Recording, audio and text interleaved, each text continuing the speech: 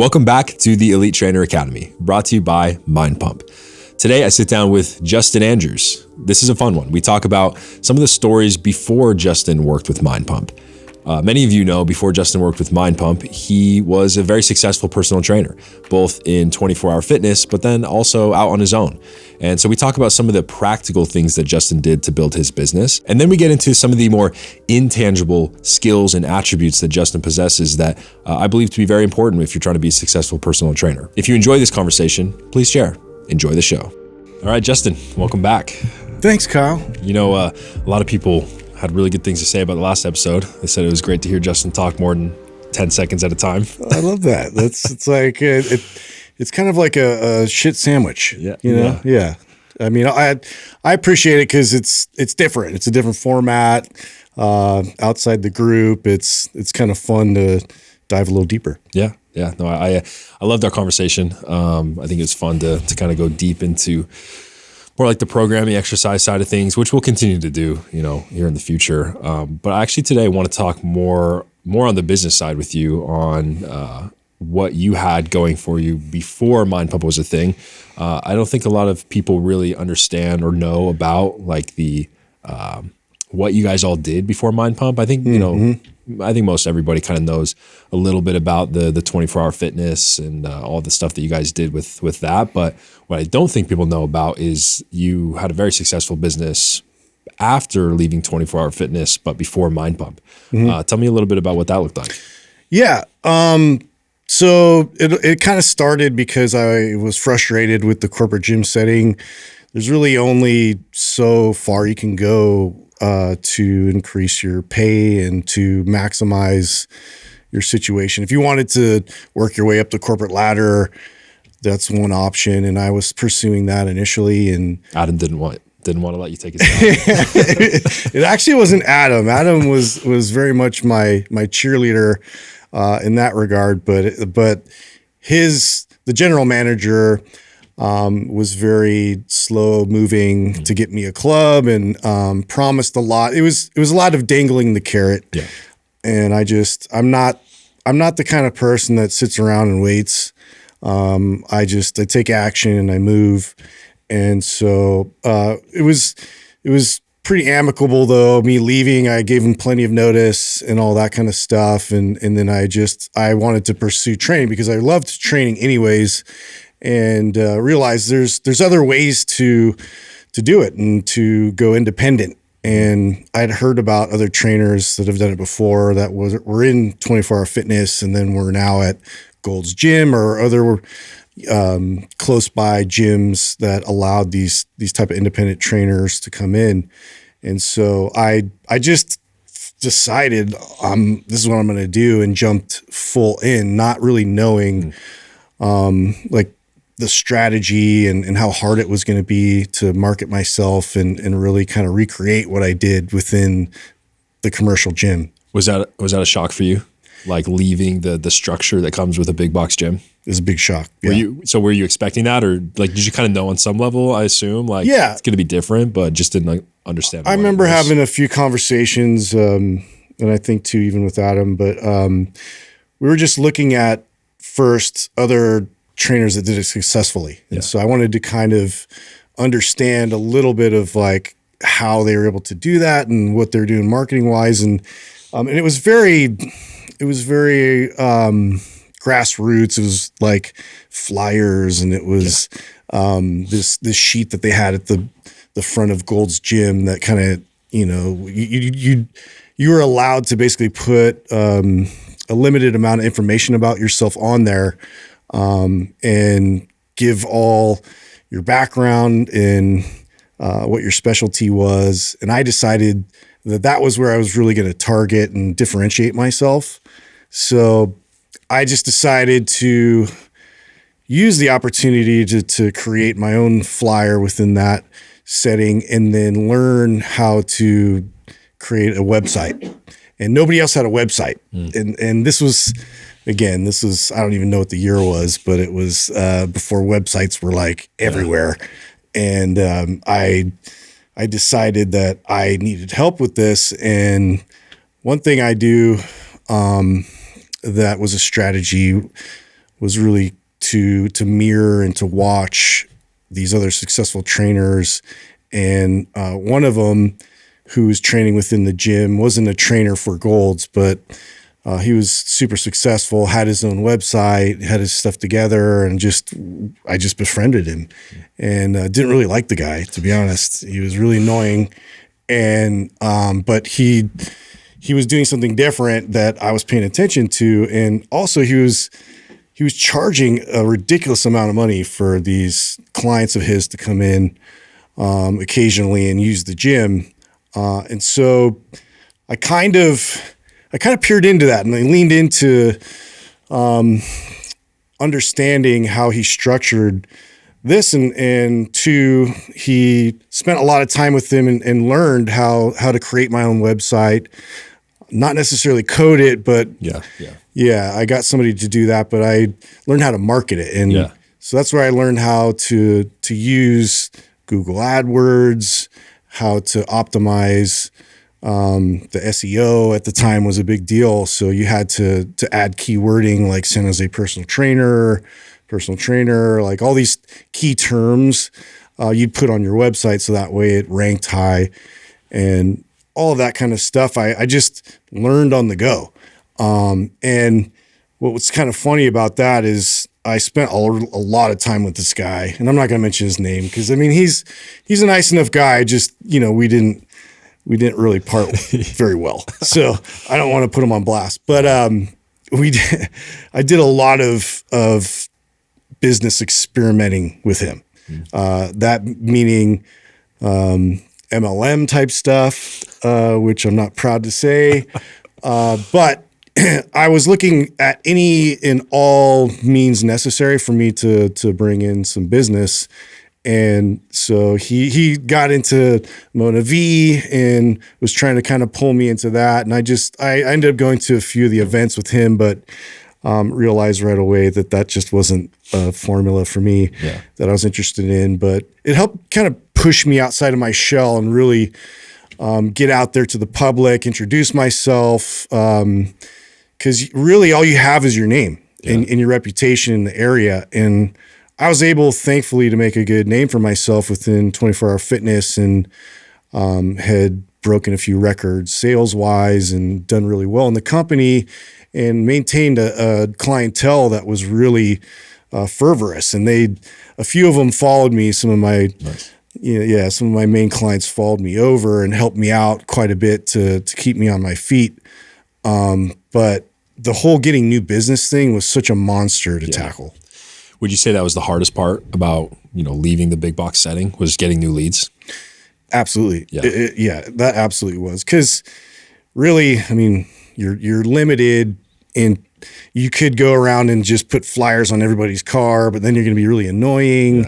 And I decided to, and we've given a lot of advice with being able to partner up with other local businesses. And so I did do a lot of that in joint venture type of partnerships, with a tanning place, with one of the supplement stores, and then also a massage therapist and a chiropractor. And, and I was definitely working that whole area with other professionals that aligned with health, fitness on some level.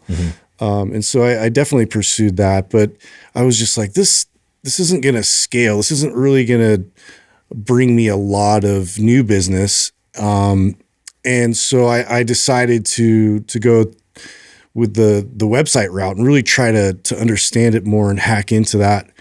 And so honestly, the most time I spent in the beginning was writing my ad copy for my website. And I wanted it to be very clear, my background, my experience, and my past client stories. And I used a lot of those initially, the stories of how they've been able to transform, they've been able to increase their strength, all of these like case studies, to really kind of sell myself online, and it worked. But it took probably about 3 months before really people paid attention and I started to get clicks. So lead gen strategies, that was the most effective for you, was getting the website up and running? That was the most effective. But immediate was just hanging out in front of the gym where they're checking in. Just getting in front of I'm people. just talking to everybody. I'm talking to members. I'm talking to the other trainers. I'm that annoying new guy. Yeah. And it's really outside my character. I'm not like the most outgoing, in your face person, but when it comes to business, I was willing to do whatever it took for me to be successful and to get this thing launched. And so I spent a lot of time where I didn't have clients, just hanging out, talking to members, helping them check in, and then was crafting all new flyers for me to put up front so it sounded better for them, because I realized that gym itself was very bodybuilder focused, and that wasn't one of my strengths. I wasn't the trainer that was going to build you up to have you compete and be on stage. And there was a lot of those kind of trainers in that gym setting. So I just decided to go the other direction completely, all functional, all athletes, all pain resolving type of messaging. Yeah. And what was good about that was I was able to then also combine, so other trainers would recommend me for some clients that they probably felt like they were a little bit less knowledgeable in that direction. And then I would vice versa. I would send them clients. And honestly, I made sure to send clients to some of the trainers in there that I felt like were the best at prepping clients for stage. And so that helped because it built that relationship with these other trainers quickly. And then they were able to actually give me clients, and we kind of helped each other, and it was mutually beneficial that way. Yeah. Kind of a risky move though. I mean, you're going to like a bodybuilder type gym and saying like, hey, I'm the functional guy. So either, one, you're going to collect all the people that just happen to be there that aren't bodybuilders, which is, if that works out, awesome. Or two, there are none of those people and you're kind of just. Yeah, for sure. I didn't even think about that. I just knew what my strengths were. Yeah. And you're right. It could have totally failed, because I'm not sure a lot of people going into that gym specifically were looking for that. But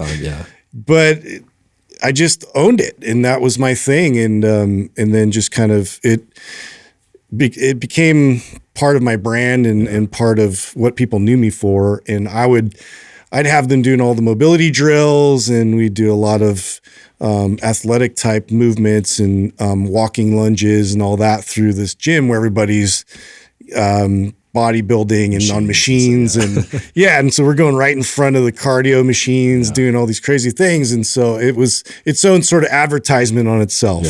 But that was my immediate pool of clientele. And then the website was essential for me to evolve. Did you have kids at this point? Or is this no kids at this point. You were with Courtney though, right? With Courtney, ex-client, fired her. So relax, everybody. Kept it professional my whole career. But I got married and then was immediately kind of doing this on my own. So she was a bit nervous about it because I was kind of leaving a safety net and security through the commercial gym, because you get benefits and then you also get a steady paycheck. Well, there's a not quite a guarantee, but much more of a guarantee than you going out on your own. So that's why I asked that, is because I mean that's obviously not an easy thing to do. Like you're trying to start a family, and it's like, all right, let me just go change my everything about my career and leave the structure. But also the reason I asked that is because this is something that I see a lot with the trainers that I interact with and am giving advice to sometimes, is like something that you said there was you were doing the website thing and you're trying to get that up and running, but it wasn't like an immediate thing. So you also went and were doing these other things. Like I see this is so frustrating to me. I see this a lot where trainers are like, they have this idea and they're like, I'm not sure if this is like the best use of my time. I'm not sure if maybe it's I don't maybe not the identify most with that at all. optimal type of thing to be doing with my time.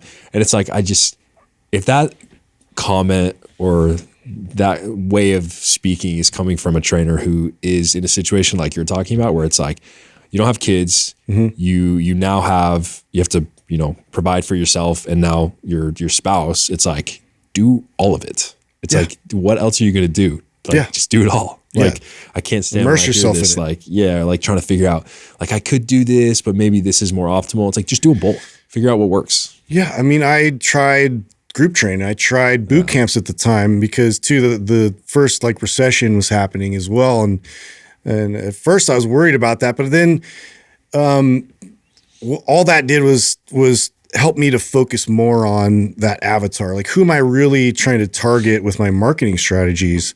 So thinking that maybe there's a shorter supply of people that can afford what I was currently charging for personal training prices, that was a little scary and alarming, but also lit a fire in me. So I immediately pivoted and then had 2 split businesses. So I had, for the lower income, I had the group training setting where I could take, current clientele that couldn't really keep affording that price point, and I could group them up, and we did boot camp trainings, which I really didn't enjoy it, but I did that out of survival. Yeah.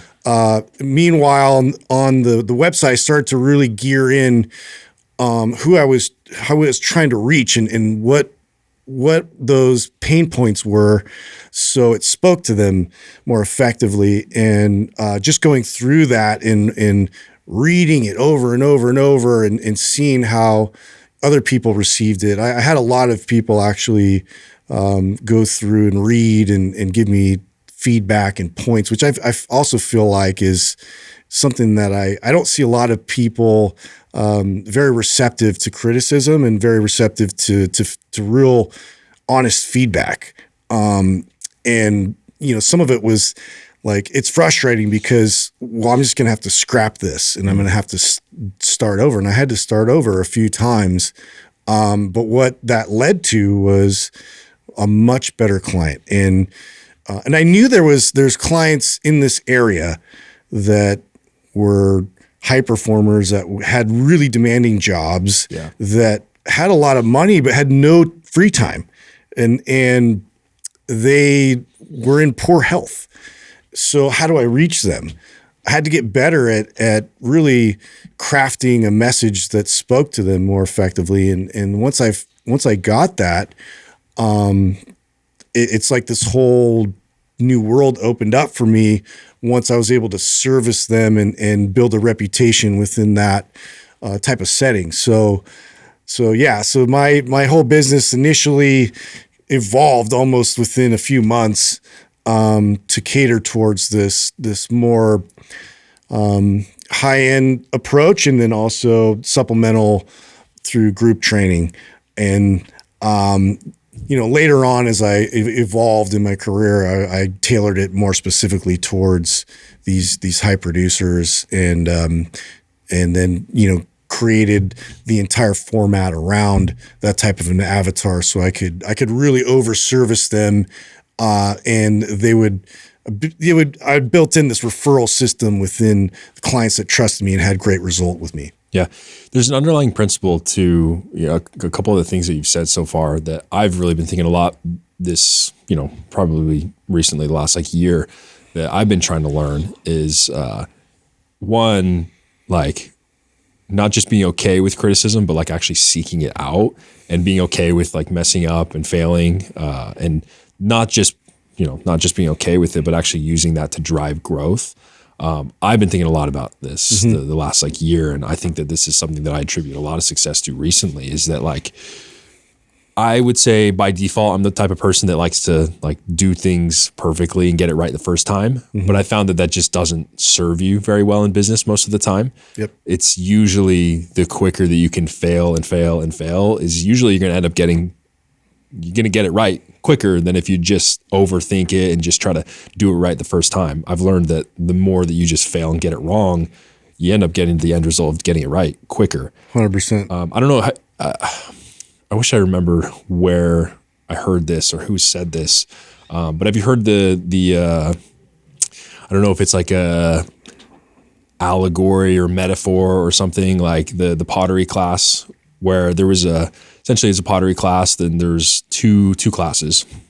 In the one class, the instruction or the assignment was to create the best piece of pottery that you can in the course of the however long the class was. Okay. And then in the second class, the instruction was just create as many pieces of pottery as you can in the certain duration. And the basically the moral of the story is like the class that the instruction was just to put out as many pieces as you can. By the end, they all had the better pieces of pottery than the class that was just the one person, you know, trying to create the perfect piece. Yeah. So there's that principle essentially is like the quicker you can just, you know, do things and get the failures out of the way, then the quicker you're going to get to the success. I went through that same progression and that same lesson because I was very much the same type of personality where I wanted to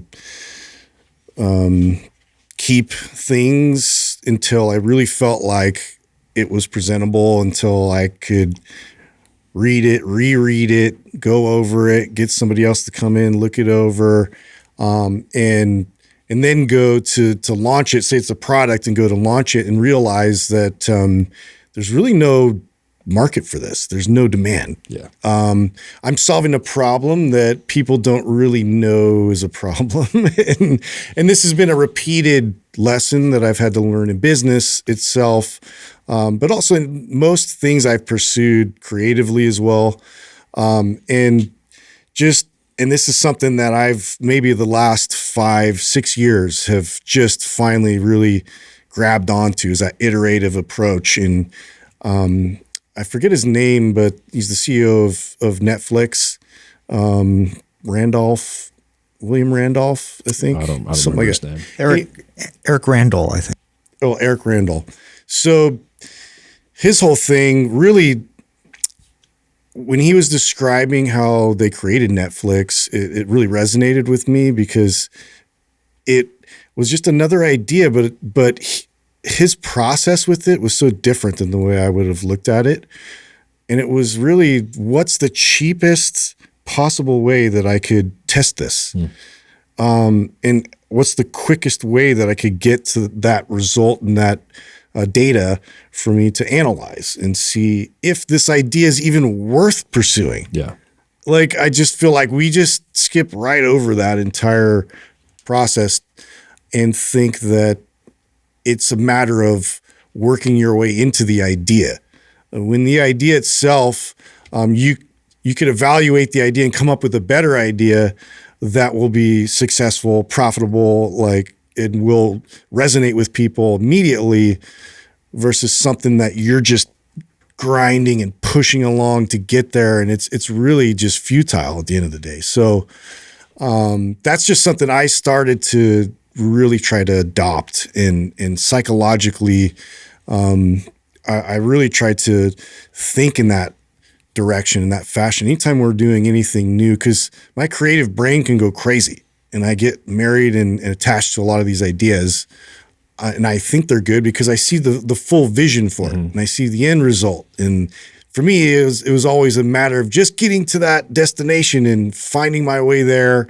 It's all going to work out. But just business itself, I've learned over the years, it doesn't work that way. It's just, there's so much interaction that you have with your customers, and there's people involved that you pull in, and contractors, and you have to learn all of the pain. You have to learn all the struggle, and you have to overcome all of that in order to have something that actually is sustainable and works long term. So yeah, that was a hard one. And I know other creatives out there struggle with that a lot, and artists struggle with that a lot as well. They just want to marry and keep those ideas. So, you know, take it for what it's worth, but the iterative approach, I really do feel like it's so much more effective in the business world. Absolutely. And I think something also very important to what you're saying is it's learning your customer and like using that to kind of guide your iteration of the product or the service that you're developing, is like having a relationship with the customer to the point that you actually understand like what they need. You're not just assuming that you know what they need, like you're actually learning what they want and what they need. This is something that I think this is something that I've learned from Mind Pump. Like one of the things that you guys did early on that you guys always talk about is, for as long as you could, you were contacting every new Maps customer. Like every time someone bought a Maps program or in the early days, you were reaching out and you were contacting them. Like, and you guys did that for as long as you could until you literally just didn't have the time to do it anymore. And I think that was really vital to the growth of Mind Pump and the Maps fitness products, because you guys really understood what people wanted and needed.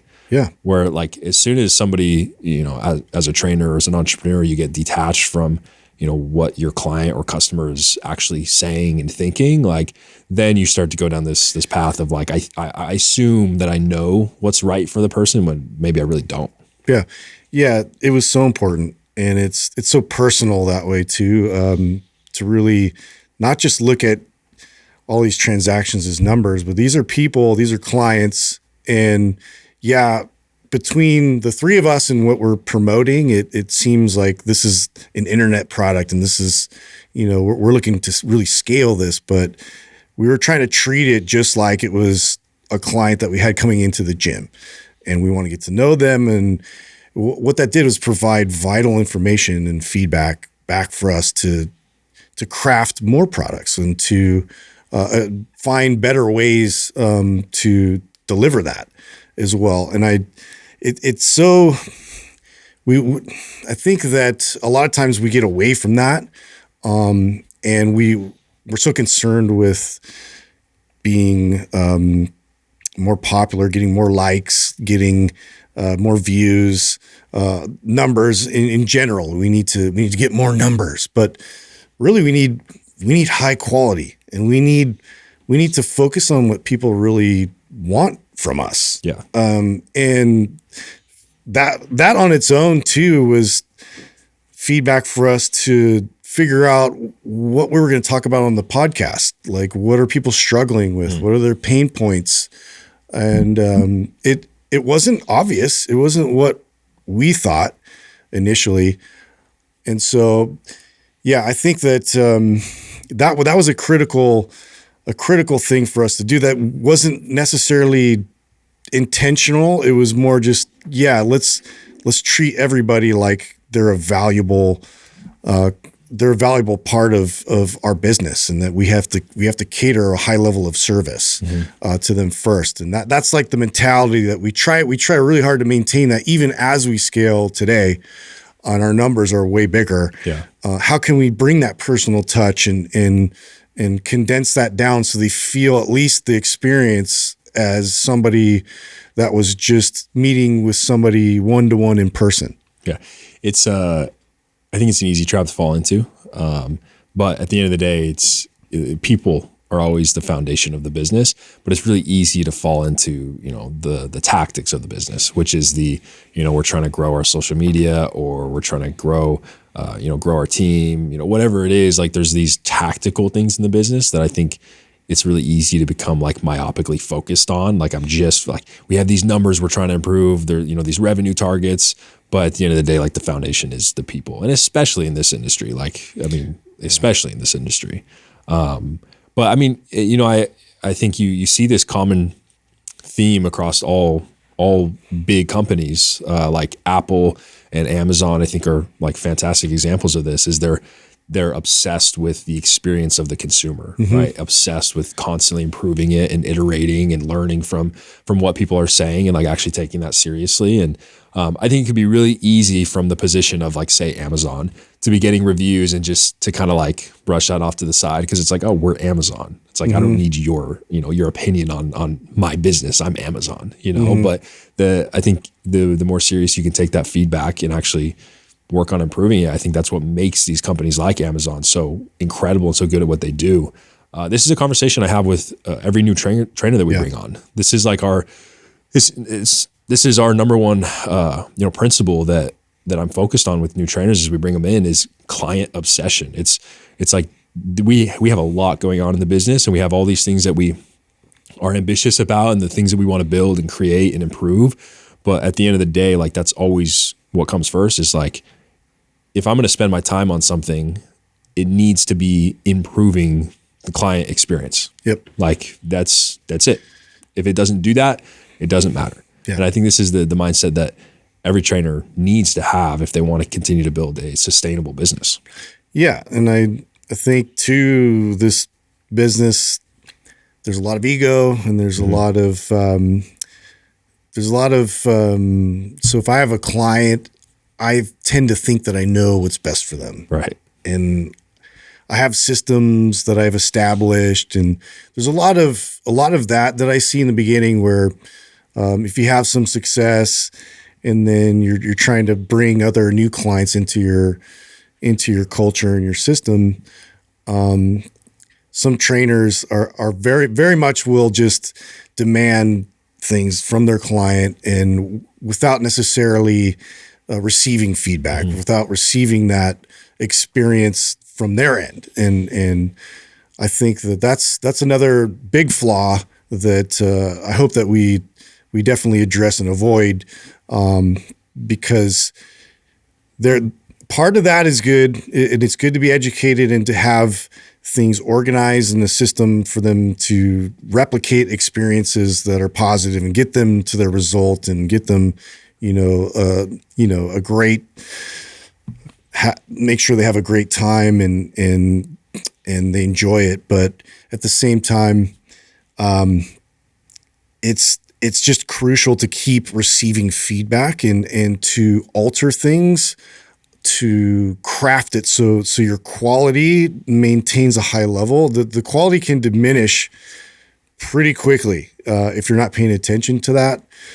So one thing I know that we had talked about ahead of time too, with how we're going to handle that with our clients and our trainers as we scale and we bring more people on. And I just think that having that survey and that the way that the client can actually describe how it's going and their experience and what things that they've liked so far, what things maybe need to improve, and making sure that we get that every month and we get that kind of feedback.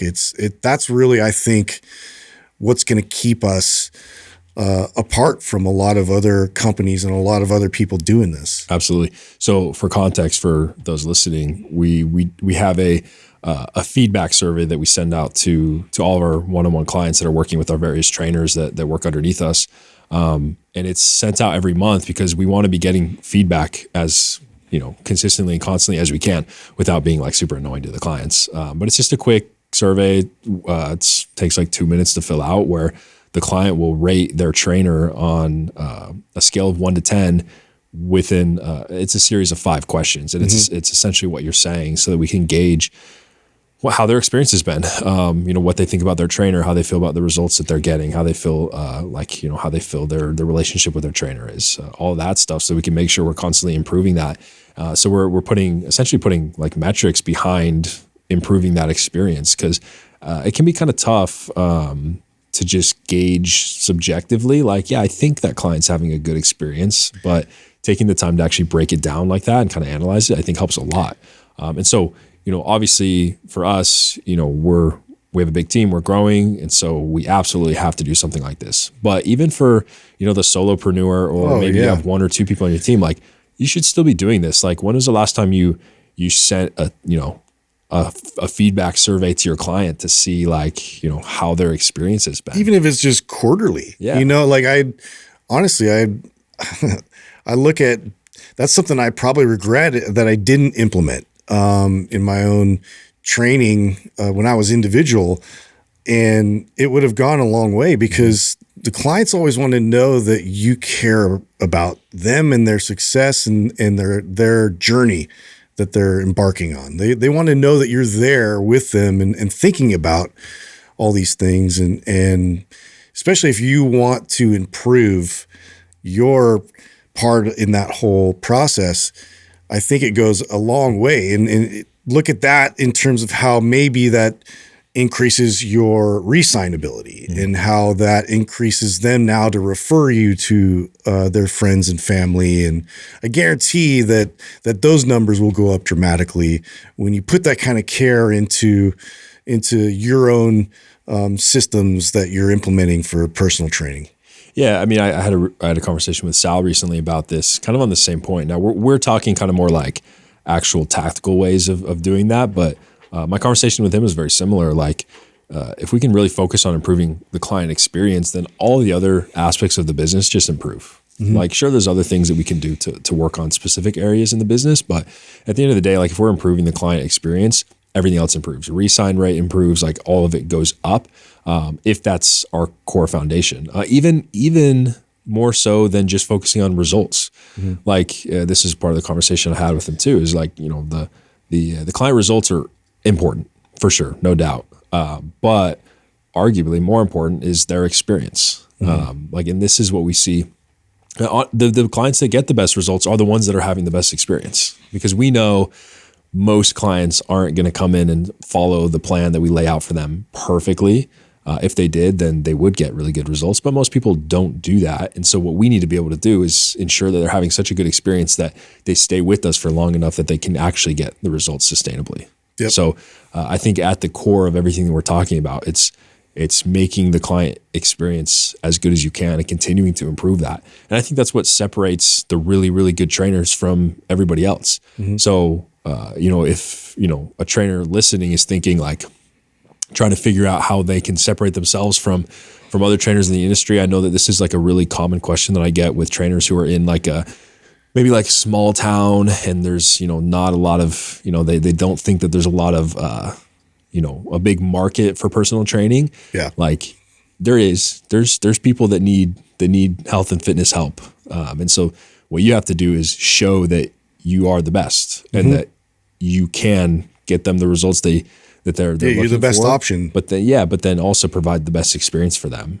Become that name in your, you know, small town or whatever it is, and you'll have a successful business. Yeah. I'm glad we didn't go further into like all my other mistakes I made. Well, now I'm curious. Well, yeah, I mean, I mentioned the boot camps, and I had mentioned my website and all that I was trying to get into, but I mean, I tried a lot of things, and one of them was because I was focusing on a higher level of service, and I don't really like, I'm not too hard on myself for this aspect of it, because I was really trying to figure out like what that formula was, like how I could be that distinctive trainer who really went over and above everybody else. And so I brought in a personal chef, and I started to work at clients' houses and at their work. And because the biggest limiter and pain point was time restriction. And so I've figured out that if I could meet them at these locations that we did have space for me to work them out, and I could at least get them a decent workout or something that was going to move the needle a little bit for them, that they would get benefit from that. And I would stand out in a sense. It was almost more of like I was trying to become their health manager, like more than just like a personal trainer. I was trying to kind of like cater more options for them to really insulate this environment so it was more health driven. And I worked with this personal chef, and we were coming up with all these recipes and things that would fit within macro balance, and it was helpful, and it worked out for some clients. But then you know, we had this grand vision of eventually taking that to a gym, and what we ran into was a lot of logistics with opening a restaurant, then a gym, and then also all the health codes, and so it imploded before it really flourished. But it was expensive, because now I'm adding an additional feature that cost money that ate into my profits. But I figured that if I could at least establish that I had like everything covered for them, that this would be, I would become this beacon in a sense for all of their friends and people that they knew within the Silicon Valley here, and all these other companies that needed a lot of health intervention. So yeah, that was the thought process. So I pursued that, and it kind of failed miserably. Yeah, I mean, it didn't work out obviously, but I think that it goes back to your earlier principle of like knowing your clients and your customers. Like you knew that that was something that they needed, right? Like you knew that for them it was the time constraint. Like that was their biggest challenge, and so what you were doing is you were looking for solutions to that constraint. So, whether it works out or not, like it was something that you learned, and it was in the right direction of something that you should have been pursuing. So I think I look at things like that as like necessary failures. Like, whether it worked out or not, it was something that I'm sure you learned a lot from that. Oh yeah. So yeah, I think that anything that falls in line with this principle we're talking about of like knowing your client and your customers, and then trying to pursue things that are improving their experience and ultimately getting them the results they're looking for, then I think that's not a bad thing. Yeah, and I don't like to let those types of things deter me from. And I tried again to bringing in a nutritionist because I felt like that was a little bit of a weak point in my training, and brought them in, learned a lot, but realized too partnerships aren't always the best with certain people, and she was an example of that, where I found out that she ended up taking a few of my clients from me and went off and did her own thing. And you learn hard lessons with trusting people and kind of setting yourself up for that. But I still thought that it was a good experience for me to learn from and be able to structure. And I wanted to bring that up mainly because I find it's so necessary to be that maven, to be that person, that point person for your client, to find qualified people in an area that you're not an expert in, or you're not necessarily, you don't have the background. And I was always introducing doctors that I knew were amazing for specific type of needs for athletes, or chiropractors or massage therapists, or even nutrition. So I definitely was always thinking about that and trying to find a network that I could create, so I could refer my clients easy, because it just what I realized from that is the clients lasted longer, they trusted me more, and I got more referrals from that as well, because it's not like they were taking business from me. It was more that they were enhancing what I was working on them with. And if they could afford it, they could afford it. So I didn't want to, I think that's another mistake, is like we try to project a lot of our thoughts around money and where we're at financially and our means. And I think that's really unfortunate. And I was under that trap for a while, but then realized that if the real biggest concern right now is their health, they're going to spend money towards it. Yeah. And they're working so hard to create this financial freedom and to create this great life from all their hard work. But if they're not going to be able to enjoy it if they're not healthy, and so you could really press that button and they would get it. And so this all made sense, was for me to really find all these other areas that I could help them elevate their health with. I think that's probably the more practical thing for most trainers that are listening to this to do. I think it's great if you can find a model or find a way to make it work, where you actually integrate, a nutritionist or a chef or whatever into your business. That's cool, great. But I think much harder. What you're saying is just have the connections. Like I think that's probably the more practical thing for trainers to take away from this part of the conversation, is start building connections with people that are, that could provide extra value to the clients that you're servicing. And I think what's great about that is, even if your clients don't use it, they still appreciate that it's there. Yeah. They still appreciate the fact that, like, I know that if I have a problem with whatever it is, like I know that Justin's the guy, he's got a guy. Like I know that if I need a chiropractor, Justin's got a guy. If I need a tanning salon, like he knows the place. So I think that clients really appreciate that, even if they never use it. Yeah. Yeah. And it worked out too. And you build relationships too, which you get referrals.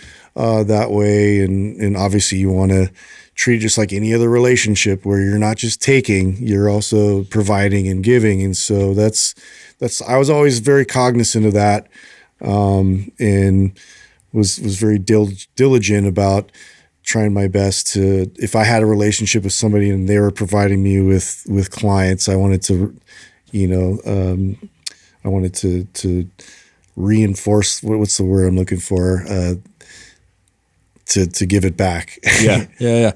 Well, and I think that's probably the mistake that I think I know I did this like early on with trying to build relationships, is you're always going into it thinking like, this is going to be so great for my business, and I'm going to get so many referrals from it. And that's just the wrong mindset. It has to be coming from leading it, just like anything else. It's value first. So it's like, how can I provide value to this business owner? And if you can do that, and you can show like, hey, I'm a competent professional and I'm really good at what I do, and here's how what I'm doing could benefit you, then much higher likelihood that relationship pans out the way that you want it to. Yep.